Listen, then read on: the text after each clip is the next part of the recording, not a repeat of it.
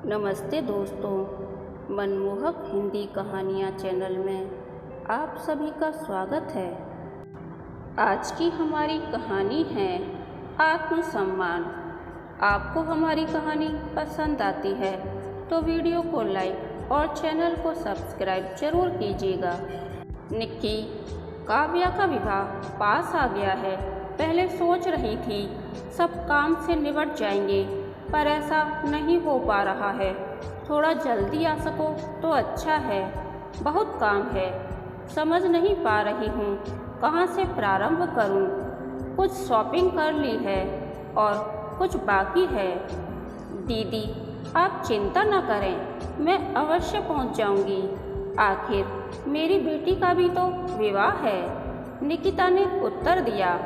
निकिता अपनी बड़ी बहन नमिता की बात मानकर विवाह से लगभग 15 दिन पूर्व ही चली आई थी। उसकी 12 वर्षीय बेटी नव्या भी उसके साथ आ गई थी। विशाल विक्रांत की पढ़ाई के कारण बाद में आने वाले थे। निकिता को आया देखकर नमिता ने चैन की सांस ली। चाय का प्याला उसके हाथ में देते हुए बोली, पहले चाय पी ले, बाकी बातें बाद में करेंगे। निकिता ने चाय का प्याला उठाया। टूटा हैंडल देखकर वह आश्चर्य से भर उठी। ऐसे कप में किसी को चाय देना तो दूर, वह उसे उठाकर फेंक दिया करती थी। पर इतने शानो शौकत से रहने वाली दीदी के घर भला ऐसी क्या कमी है जो उन्होंने उसे ऐसे कप में चाय दी। मन किया वह चाय न पिए, पर रिश्ते की मर्यादा को ध्यान में रखते हुए खून का घूंट पीकर चाय सिप करने लगी। पर उसकी पुत्री नव्या से नहीं रहा गया।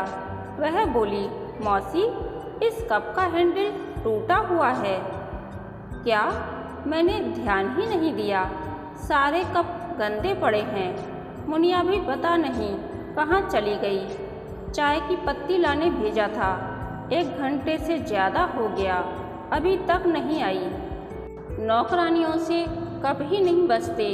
अभी कुछ दिन पहले ही तो खरीद कर लाई थी। दूसरा निकालूंगी तो उसका भी यही हाल होगा। वैसे भी विवाह से 3 दिन पहले होटल में शिफ्ट होना ही है। अभी तो हम लोग ही हैं, इन्हीं से काम चला लेते हैं, नमिता ने सफाई देते हुए कहा। निकिता ने कुछ नहीं कहा। नव्या खेलने में लग गई। निकिता भी नमिता के साथ विवाह के कार्यों की समीक्षा करने व उन्हें पूर्ण करने में जुट गई। कुछ दिन बाद मोनिका भी आ गई। उसे देखते ही नमिता और निकिता की खुशी की सीमा न रही। दोनों एक साथ बोल उठीं, अरे अचानक तुम कैसे? कोई सूचना भी नहीं दी। मैं सरप्राइज़ देना चाहती थी। मुझे पता चला कि तुम दोनों अभी एक साथ हो तो मुझसे रहा नहीं गया। मैंने सुजय से कहा कि विक्की की परीक्षा की सारी तैयारी करा दी है। आप बाद में आ जाना, मैं जा रही हूँ। कम से कम हम तीनों बहनें काव्या के विवाह के बहाने ही कुछ दिनों साथ साथ रह लेंगी। बहुत अच्छा किया, हम दोनों तुम्हें ही याद कर रहे थे। मुनिया, 3 कप चाय बना देना और हाँ, नए कप में लाना, नमिता ने नौकरानी को आवाज़ लगाते हुए कहा। फिर मोनिका की ओर मुखातिब होकर बोली, अगर पहले सूचना दी होती तो गाड़ी भिजवा देती। नमिता दीदी की बात सुनकर निकिता के मन में कुछ दरक सा गया। नन्ही नव्या के कान भी खड़े हो गए। मोनिका के आते ही दूसरे कप निकालने के आदेश के साथ गाड़ी भिजवाने की बात ने उसके शांत दिल में हलचल पैदा कर दी थी। जब वह आई थी तब तो दीदी को पता था, फिर भी उन्होंने किसी को नहीं भेजा। वह स्वयं ही ऑटो करके घर पहुंची थी। बात साधारण थी, पर निकिता को ऐसा महसूस हो रहा था कि अनचाहे ही नमिता दीदी ने उसकी हैसियत का एहसास करा दिया है। वह पिछले 8 दिनों से उसी टूटे कप में चाय पीती रही थी, पर मोनिका के आते ही दूसरे कप निकालने के आदेश के साथ गाड़ी भिजवाने की बात को वह पचा नहीं पा रही थी। मन कर रहा था वह वहाँ से उठकर चली जाए, पर न जाने किस मजबूरी के कारण उसके शरीर ने उसके मन की बात मानने से इनकार कर दिया। निकिता तीनों बहनों में छोटी है।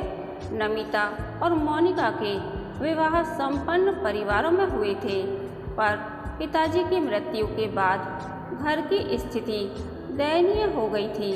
भाई ने अपनी हैसियत के अनुसार घर-वर ढूंढा और विवाह कर दिया।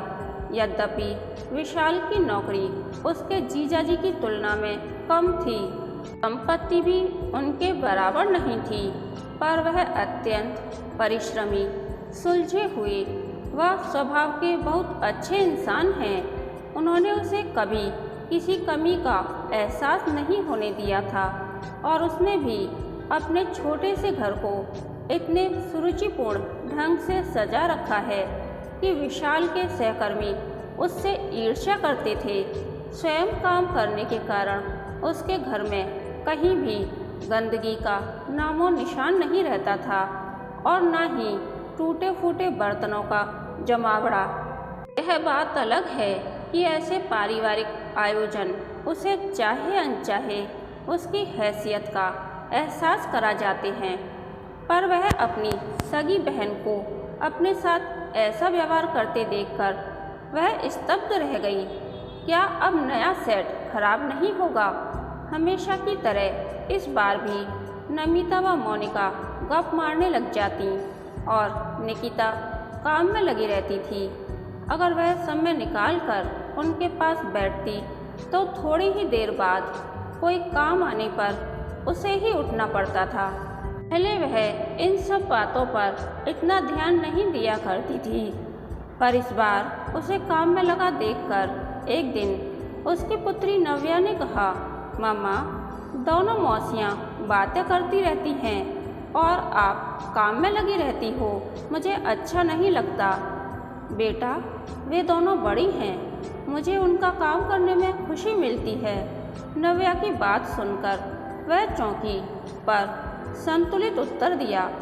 उसने उत्तर तो दे दिया, पर नव्या की बातें चाहे अनचाहे उसके दिमाग में गूंजने लगीं।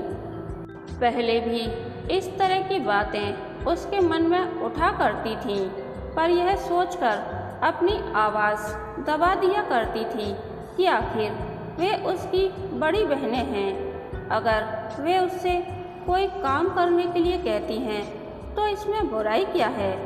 पर इस बार बात कुछ और ही थी जो उसे बार बार चुभ रही थी। न चाहते हुए भी दीदी का मोनिका के आते ही नए कप में चाय लाने व गाड़ी भेजने का आग्रह उसके दिल और दिमाग में हथौड़े मारने लगता। जब जब ऐसा होता वह यह सोचकर मन को समझाने का प्रयत्न करती कि हो सकता है वह सब दीदी से अनजाने में हुआ हो, उनका वह मंतव्य न हो जो वह सोच रही है। आखिर वह उनकी छोटी बहन है, वे उसके साथ भेदभाव क्यों करेंगी? सच तो यह है कि दीदी का उस पर अत्यंत ही विश्वास है, तभी तो अपनी सहायता के लिए दीदी ने उसे ही बुलाया।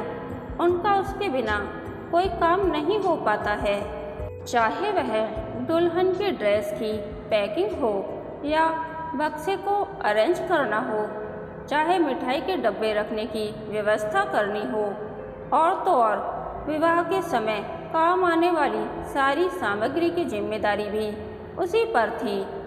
काव्या भी अक्सर उससे ही आकर सलाह लेते हुए पूछती, मौसी, इस ड्रेस के साथ कौन सी ज्वेलरी पहनूंगी, या ये चूड़ियाँ, पर्स और सैंडल मैच कर रही हैं या नहीं।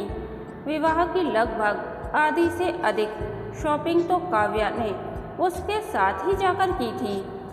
वह कहती, मौसी, आपका ड्रेस सेंस बहुत अच्छा है, वरना मम्मा और मोनिका मौसी को तो भारी भरकम कपड़े या हैवी ज्वेलरी ही पसंद आती है। अब भला मैं उनको पहनकर ऑफिस तो जा नहीं सकती, फिर लेने से क्या फ़ायदा। कहते हैं मन अच्छा ना हो तो छोटी से छोटी बात भी बुरी लगने लग जाती है। शायद यही कारण था कि आजकल वह हर बात का अलग ही अर्थ निकाल रही थी।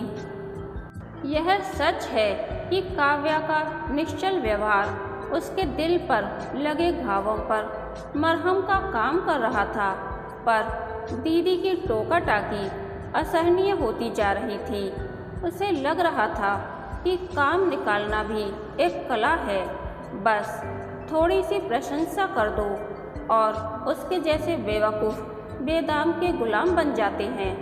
मन कह रहा था व्यर्थ ही जल्दी आ गई, काम तो सारे होते ही, कम से कम यह मानसिक यंत्रणा तो न झेलनी पड़ती।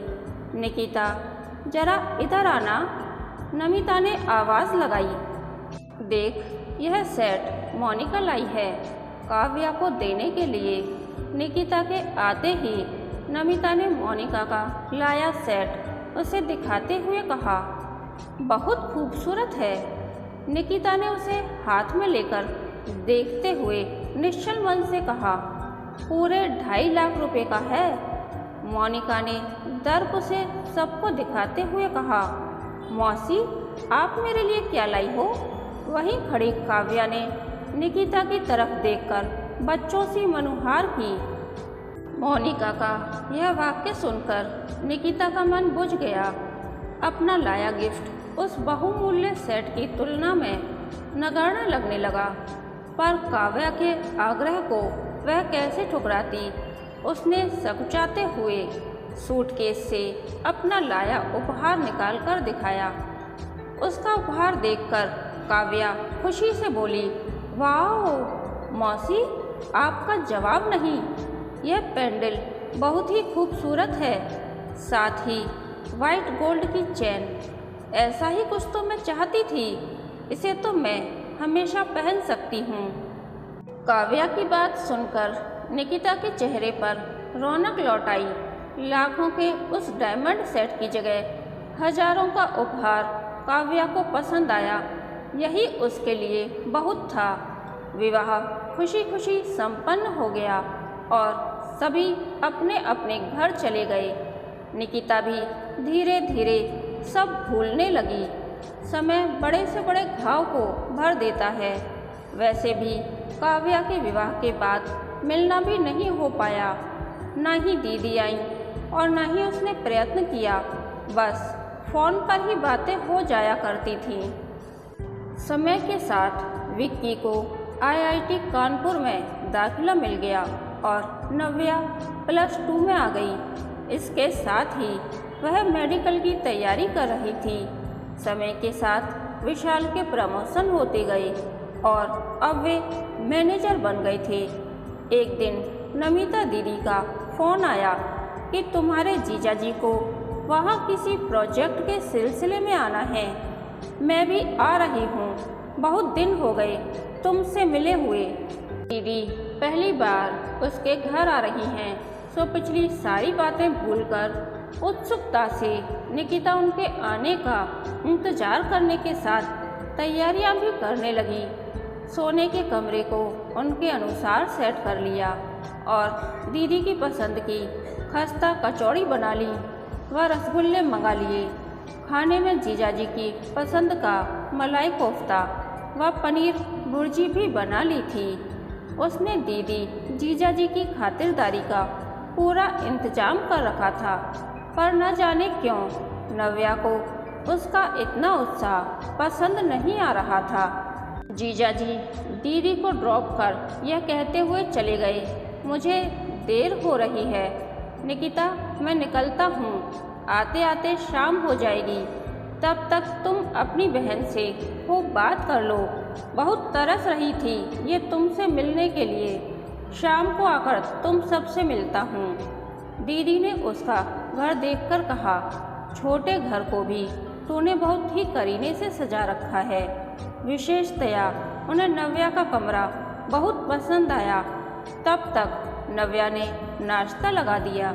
नाश्ते के बाद नव्या चाय ले आई। चाय का कप मौसी को पकड़ाया। नमिता उस कप को देखकर चौंकी। निकिता कुछ कहने के लिए मुंह खोलती उससे पहले ही नव्या ने कहा, मौसी, इस कप को देखकर आपको आश्चर्य हो रहा होगा, पर काव्या दीदी के विवाह में आपने मम्मा को ऐसे ही कप में चाय दी थी। हफ्ते भर तक वे ऐसे ही कपों में चाय पीती रहीं, जबकि मोनिका मौसी के आते ही आपने नया टी सेट निकलवा दिया था। तब से मेरे मन में यह बात रह रहकर टीस देती रहती थी। वैसे तो टूटे कप हम फेंक दिया करते हैं, पर यह कप मैंने बहुत सहेज कर रखा था उस याद को जीवित रखने के लिए कि कैसे कुछ अमीर लोग अपनी करनी से लोगों को उनकी हैसियत बता देते हैं, चाहे वे उनके अपने ही क्यों न हों। और आज उस अपमान के साथ अपनी बात कहने का अवसर भी मिल गया। नमिता चुप रह गई। बाद में वह नव्या के कमरे में गई और बोली, सॉरी बेटा, आज तूने मुझे आईना ही नहीं दिखाया, सबक भी सिखा दिया है। शायद मैं ना समझ थी, मैं यह सोच ही नहीं पाई थी कि हमारे हर क्रियाकलाप को बच्चे बहुत ध्यान से देखते हैं और हमारी हर छोटी बड़ी बात का वे अपनी बुद्धि के अनुसार अर्थ भी निकालते हैं।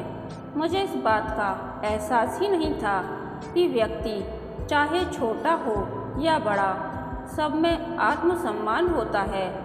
बड़े एक बार आत्मसम्मान पर लगी चोट को रिश्तों की परवाह करते हुए भूलने का प्रयत्न कर भी लेते हैं, किंतु बच्चे अपने या अपने घर वालों के प्रति होते अन्याय को सहन नहीं कर पाते और अपना आक्रोश किसी न किसी रूप में निकालने की कोशिश करते हैं। नव्या, तुमने अपने मन की व्यथा को इतने दिनों तक स्वयं तक ही सीमित रखा और आज इतने वर्षों बाद अवसर मिलते ही प्रकट भी कर दिया।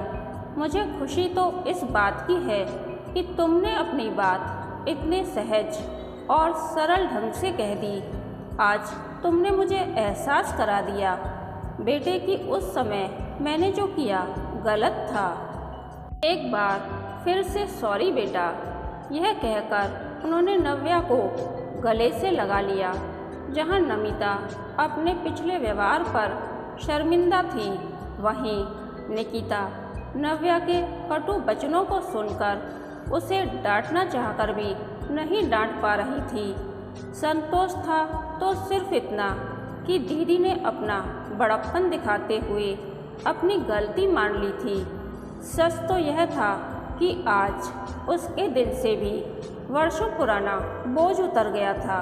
आखिर आत्मसम्मान तो हर एक में होता है। दिल पर लगी चोट व्यक्ति के दिन का चैन और रात की नींद चुरा लेती है। शायद उसकी पुत्री के साथ भी ऐसा ही हुआ था। आज उसे यह भी एहसास हो गया कि आज की पीढ़ी अन्याय का उत्तर देना जानती है, साथ ही बड़ों का सम्मान करना भी। अगर ऐसा न होता तो नव्या सॉरी मौसी कहकर उनके कदमों में न झुकती। कहानी के अंत तक बने रहने के लिए धन्यवाद। यह कहानी आपको कैसी लगी प्लीज़ कमेंट करके बताइए।